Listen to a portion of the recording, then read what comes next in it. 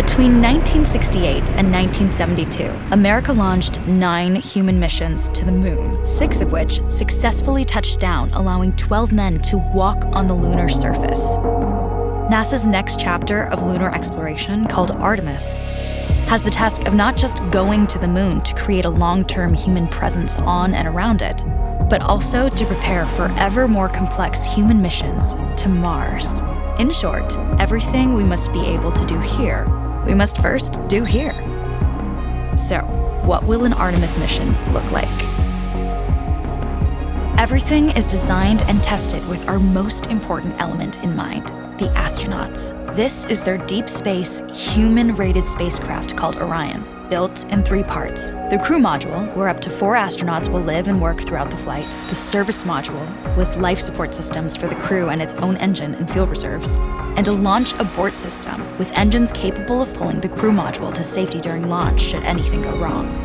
To accomplish the task of launching our crew and heavy payloads, NASA is building the Space Launch System, comprising of a cargo hold, an exploration upper stage, a massive core stage, and 2 extended solid rocket boosters. Altogether, this is the world's most powerful rocket, and it exceeds the legendary Saturn V of the Apollo era in numerous ways. Sitting on the launch pad, the entire rocket, fully fueled, weighs just over 6 million pounds, 5.2 million of which is just the fuel. Once ignited, there is no stopping what comes next. All 4 RS-25 engines and the 2 solid rocket boosters come to life, thundering our crew upwards. 2 minutes after ignition, the solid rocket boosters are spent and released. 8 minutes after launch, the core stage is depleted and separated.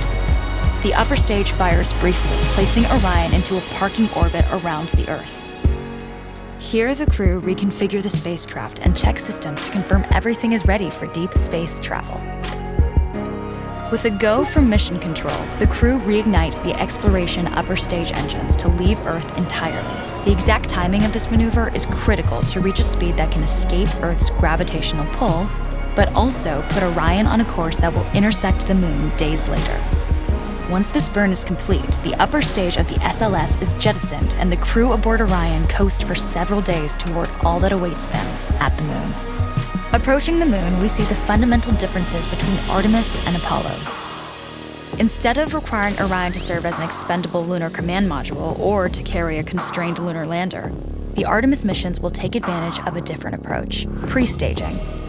Everything needed for lunar missions will be positioned in advance by commercial and international partners. This includes rovers, science experiments, and human-rated systems on the surface. But it also includes a dedicated lunar station in orbit around the moon called Gateway. Here at this station, we can pre-stage a robust lunar lander and establish a strong communications relay.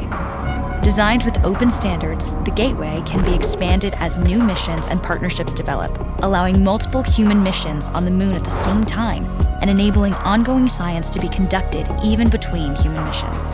The Gateway is also capable of adjusting its orbit to allow access to every part of the moon, something the Apollo missions could not do.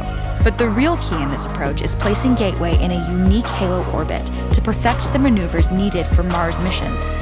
And with the growing list of commercial and international opportunities, Gateway is the ideal hub between Earth and all that lies beyond.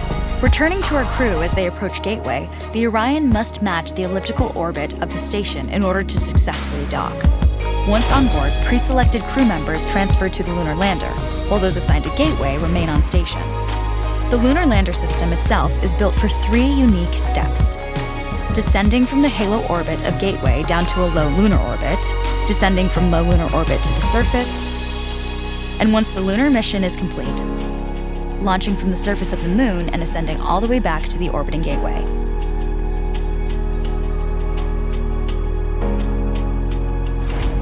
Once back aboard the Orion spacecraft and undocked from Gateway, the crew fire their engine once to break out of the halo orbit and once again to sling the spacecraft around the moon, placing it on a multi-day trajectory back towards Earth.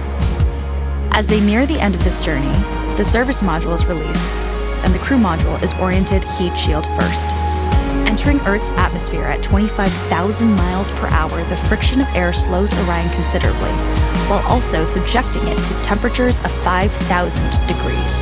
With the Orion now at just 300 miles per hour, a series of parachutes uniquely tested and produced for this moment deploy, decelerating the craft to just 20 miles per hour for splashdown. With each successful mission, Artemis ushers in the next wave of men and women to explore our moon and prove that together we are ready to go beyond.